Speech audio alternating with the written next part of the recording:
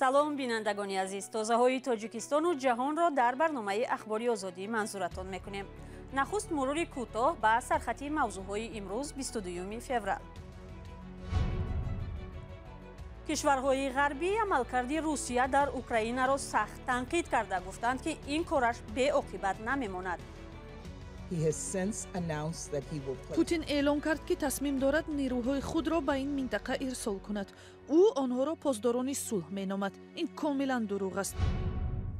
баҳсу муноқишаҳои марзӣ тиҷорат байни Тоҷикистону Қирғизистонро ба нестӣ бурд. марзи ду кишвари ҳамсоя як сол боз баста аст.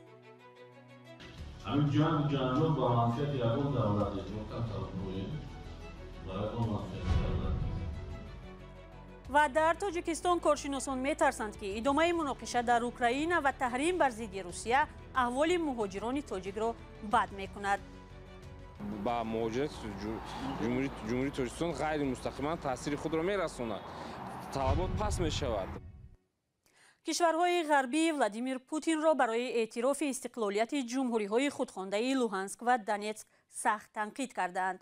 онҳо ин тасмими президенти Русияро нақзи қонунҳои байналмилал ва хилофи созишномаи Созмони милал хонда гуфтанд, дар ояндаи наздик алайҳи Москав таҳримҳои нав ҷорӣ хоҳанд кард. тафсилот дар гузориши Мумин Аҳмадӣ.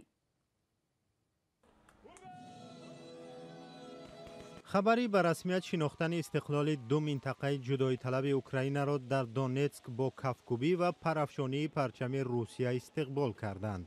суханронии Владимир Путинро дар ин ҷо бо баландгӯякҳо пахш намуданд. Владимир Зеленский, раис ҷумҳури Украина, баъди ин хабар ҷаласаи фаврии Шӯрои амнияти миллии Украинаро даъват кард ва зимни суханронии телевизионӣ гуфт, Киев амалкарди Русияро нақзи якпорчагӣ ва соҳибихтиёрии кишвар медонад.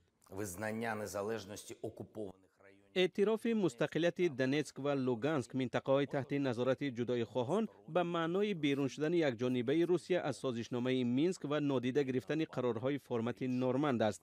این عمل تمام تلاش‌ها برای دستیابی به صلح را زیر خطر می‌گذارد و کوشش‌های فعلی برای گفت و شنید را از بین می‌برد. با تصمیم غیر قابل قبول روسیه حضور نیروهای خود را که عملاً از سال 2014 در دونباس اشغال شده قرار دارد قانونی کرد.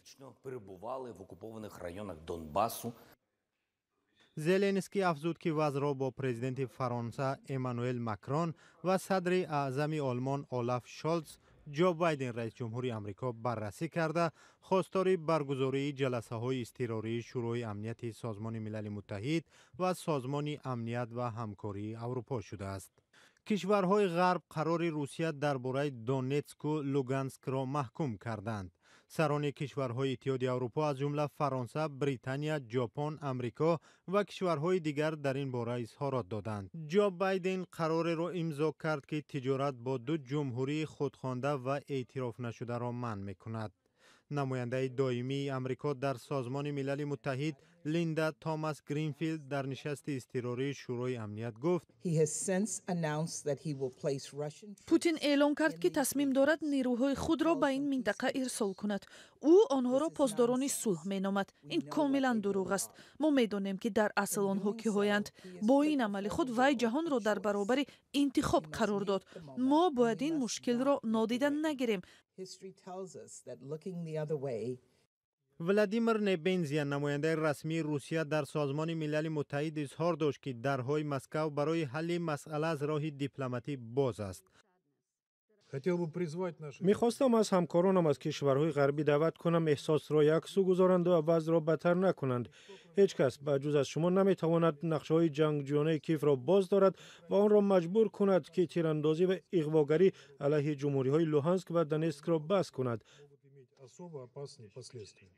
امریکا، کانادا، بریتانیای کبیر از حال و از نقشه جاری کردن تحریم علیه روسیه برای اعتراف استقلالیت دونتسک و لوهانسک را اعلام کردند. با جانبداری از مسکو، پرزیدنت های سوریه بشار اسد، نیکاراگوا و یمن صدا بلند نمودند.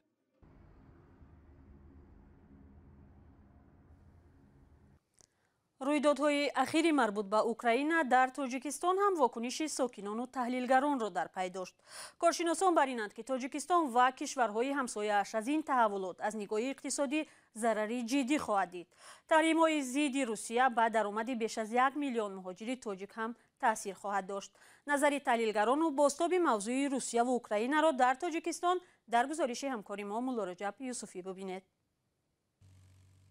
تحولات اخیر میان مسکو و کیف در دوشنبه هم با دقت پیگیری می شود، حداقل به خاطر آنکه یک طرف قضیه روسیه است، کشوری که اقتصاد تاجیکستان با آن پایبندی زیاد دارد. برخی تحلیلگران پیش آمدن چنین وضع را برای تاجیکستان و به خصوص مهاجران فلاکتبار می خوانند. این غیر مستقیما به تاجیکستان خواهد نخواهد تاثیر خود را میرساند. به کدام خاطر؟ با اون خاطری که اکثریت شرکت‌های ساختمانی که در روسیه کار میکنند و از مهنت ارزان مردم تاجیک استفاده میکنند، مهاجران تاجیک استفاده میبرند. آنها که مفلس که شدن، البته مهاجرت تاجیک با مهاجرت جمهوری تاجیکستان غیر مستقیما تاثیر خود را میرساند. بحران نو میان روسیه و غرب بر سر اوکراین بیش از یک ماه است که ادامه دارد.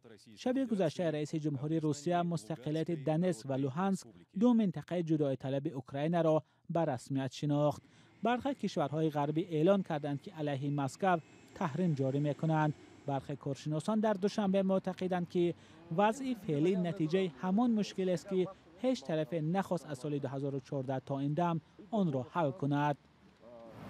هم غرب و هم روسیه با آن سیاست‌هایی که از جنگ سرد میراث گرفتند آن را از سر نو زنده کردند، چون که من بر ضد آن هستم که فقط یک جانب را از به احیا نمودن اون پرینسیپ‌های دوره جنگ سرد گناهکار کنیم، زیرا که این چیز از هر دو جانب به نظر می‌رسد و متاسفانه و باز هم متاسفانه از این حالت محض اوکراین ضرر می‌بیند. مقامات رسمی تاجیکستان در رابطه با حوادث اخیر میان روسیه و اوکراین واکنش نکردند. رسانه‌های رسمی از جمله خبرگزاری خاور با نشر یک خبر از جلسه شورای امنیت اکتفا کردند.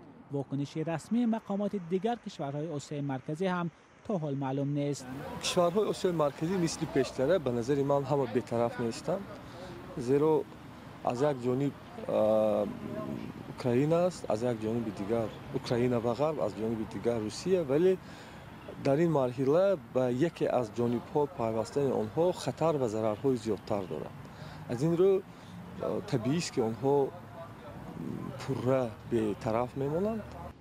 هر دوی کارشناس همصحبت رادیوی آزادی در دوشنبه تاکید میکنند که تاجیکستان و دیگر کشورهای آسیای مرکزی از رویدادهای اخیر بیشتر ضرر اقتصادی میبینند تا سیاسی.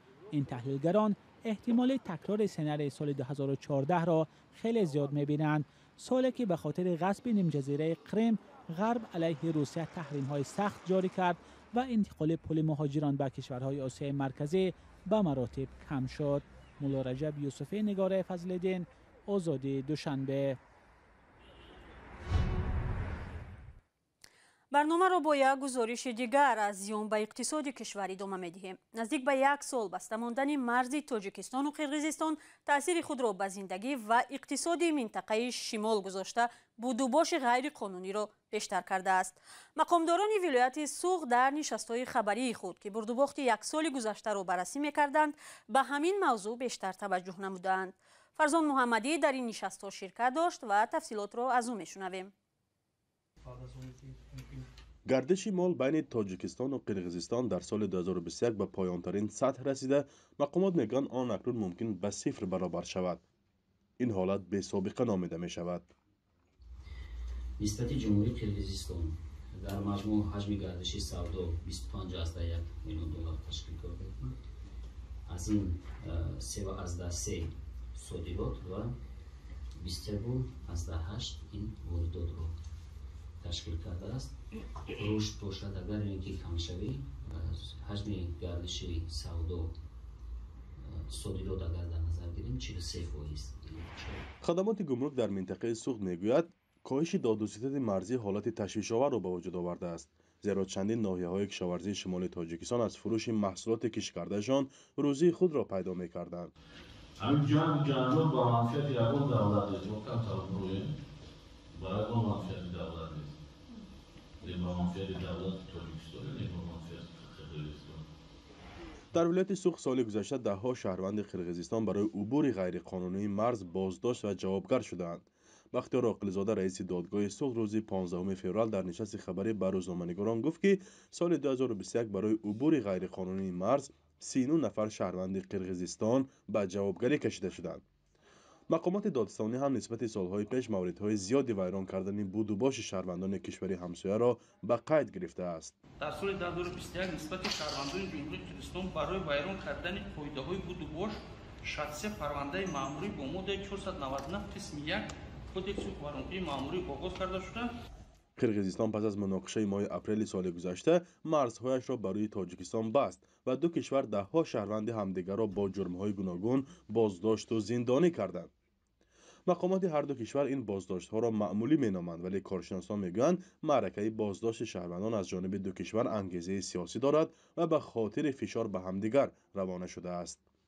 آخر ماه اپریل سال گذشته در جنگ مرزی بیش از 50 نفر از دو جانب کشته و زیاده از 200 نفر زخمی شدند.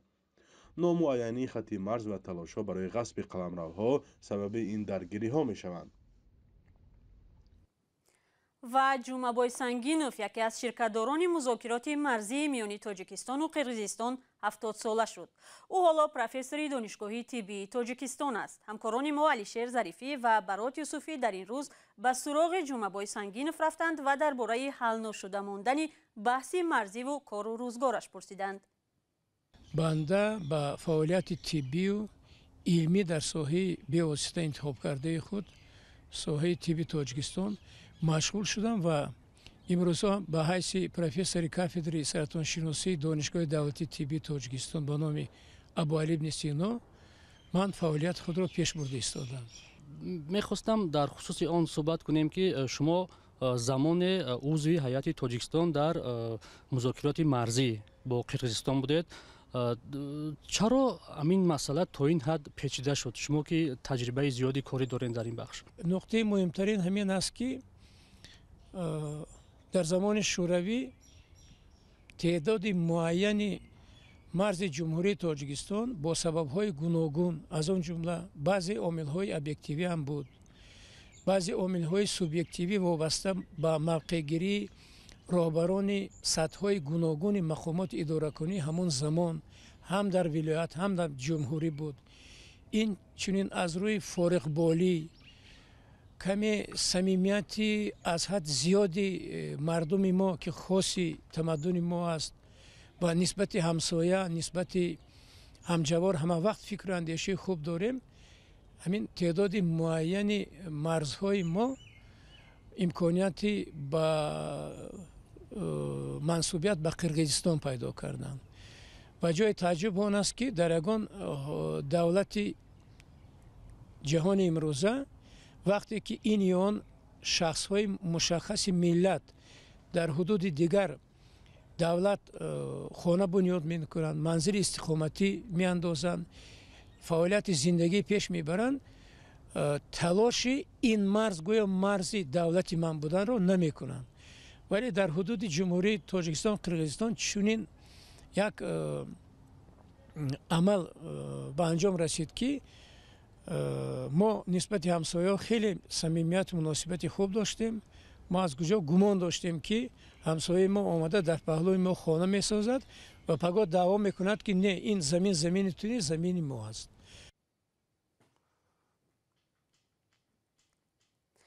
و صحبت مفصل جومابای سنگینوف به زودی در وبسایت azadi.org، صفحه های ما در فیسبوک و اینستاگرام و آزادی ویدیو نشر می شود. برنامه را با گزارش های دیگر پی می گیریم. یکی از زخمیان ترکیش نقطه فروش سوزشواری در ناحیه قبادیان در بیمارستان درگذشته است. منابع در حکومت ناحیه قبادیان روز 22 فوریه به رادیوی آزادی گفتند که خالیار نورمتوف 41 سال داشت. 15 دقیقه که در اختیار داشتیم به پایان می رسد. سپاس از شما که تا این لحظه ها با ما بودید. خبر و گزارش های دیگر در سامانه www.azadi.org گذاشته شدند. گزارش های ویدیویی ما را در صفحه آزادی ویدیو در یوتیوب تماشا کنید. ملاقات نوبتی